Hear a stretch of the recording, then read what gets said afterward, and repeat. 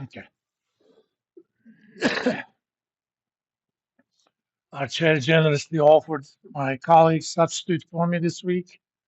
Originally, I wasn't thinking about having lectures. I said I'd rather do it myself. If somebody's going to torture my kids, it's going to be me. Plus, I'll get all the good hero points. I'm not going to deny I always have a hero complex. But I'm not doing this out of heroism. It actually makes me feel better that I get out of the house not feeling miserable. All my life, I prided myself on trying to be strong.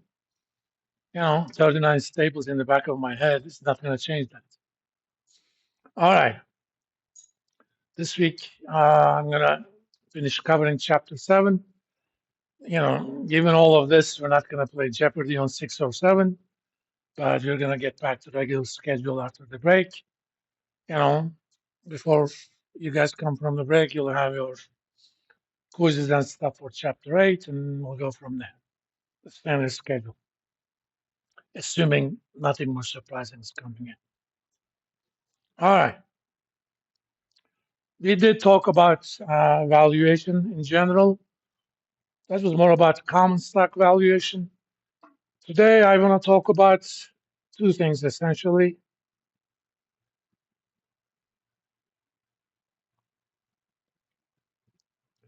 One, a special kind of security called preferred stock. Even though it says stock, it does not give you residual ownership rights.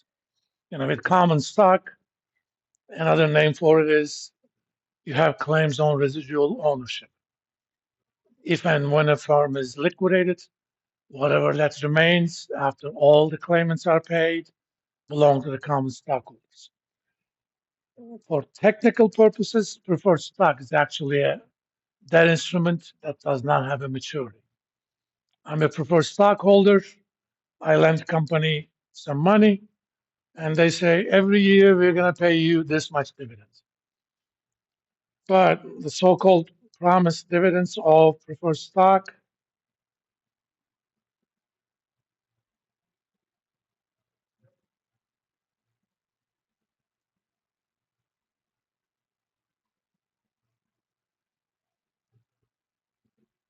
there is no legal way to force the company to pay it.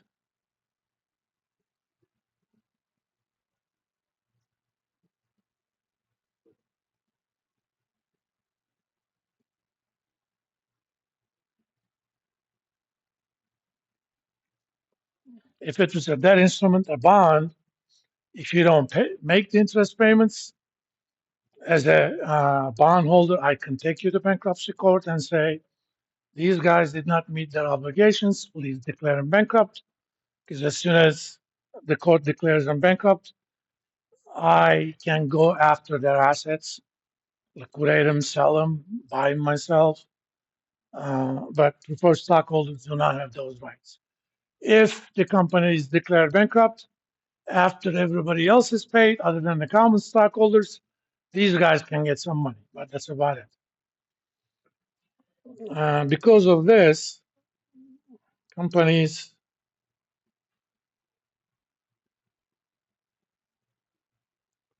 cannot write off the preferred dividends even when they pay it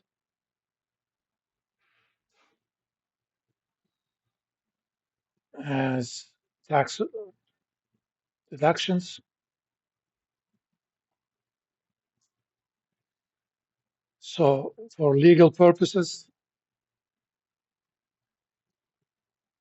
it is a stock, form of stock.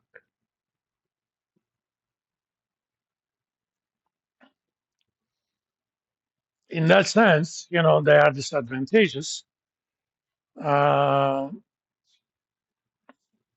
if you pay, let's say, 5% dividend, you cannot write those off your taxes. But if you pay 5% interest on a bond, you do write them off your taxes. Interestingly, though, despite this tax disadvantage,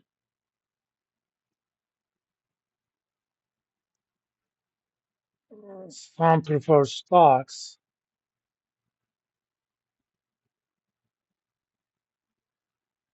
have lower yields. This has to do with the tax treatment of dividend income for corporations.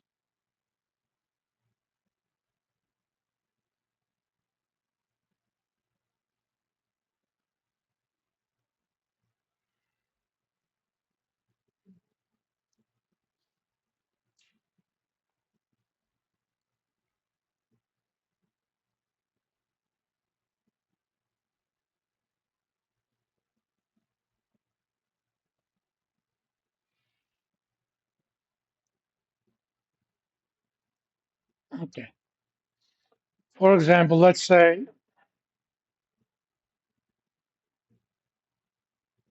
suppose the corporation has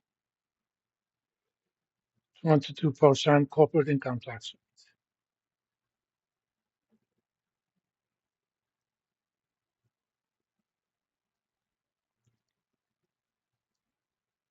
rate, and they receive $100 million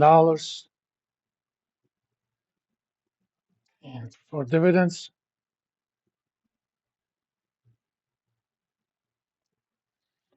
Normally, they would pay 22% income tax on that.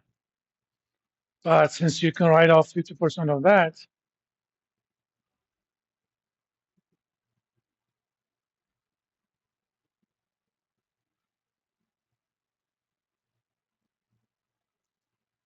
so they pay only $11 million in income, which means a lot of these preferred stocks are actually bought by other corporations.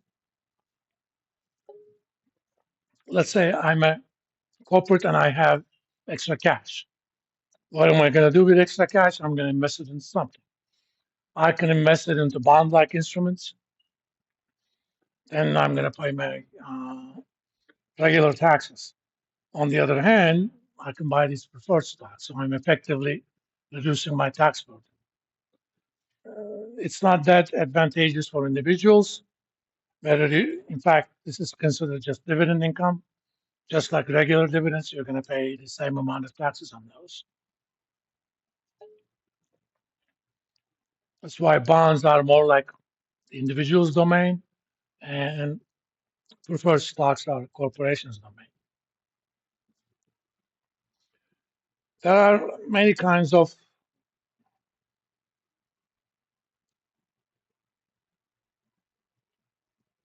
preferred stock.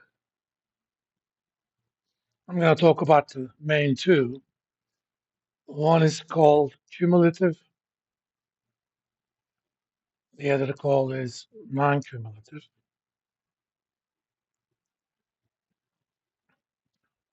If a preferred stock has cumulative dividends,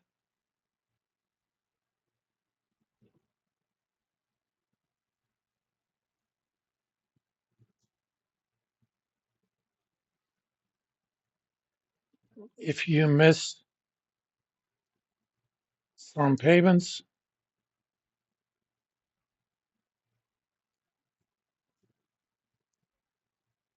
next time you are able to pay,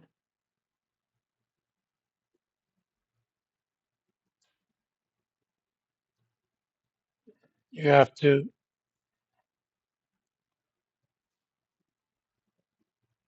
make up for the missed payments.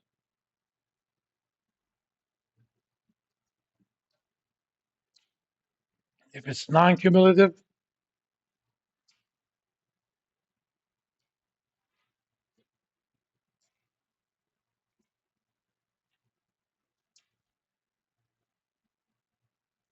no need to make up.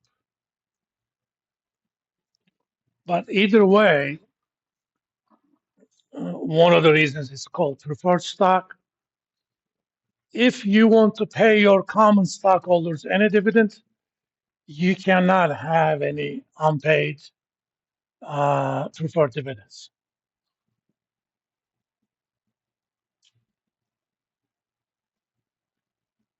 You You are not allowed to pay common stock dividends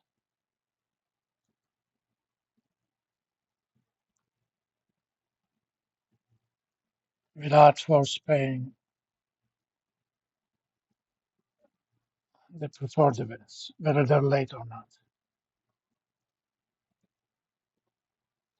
So suppose next quarter you want to pay your shareholders $10 a share dividend, but the last 3 quarters you missed $5 a share dividend on the preferred, and it's cumulative. So next quarter you have to make up for the three plus the fourth, $20. You pay the $20 per preferred share first, then you can pay your common stockholders. But unless you make up anything that you missed, or if it's non-cumulative, just that quarter, you're not allowed to pay your common stockholders. I mean, these guys, yes, they're kind of almost the last, but they are not the last. Since they cannot take you to court for missing payments, you might as well pay them first before essentially paying yourself. That's what common stock shareholders are. All right. Let's talk a little bit about corporate governance. On Wednesday, we'll talk more about the stock market.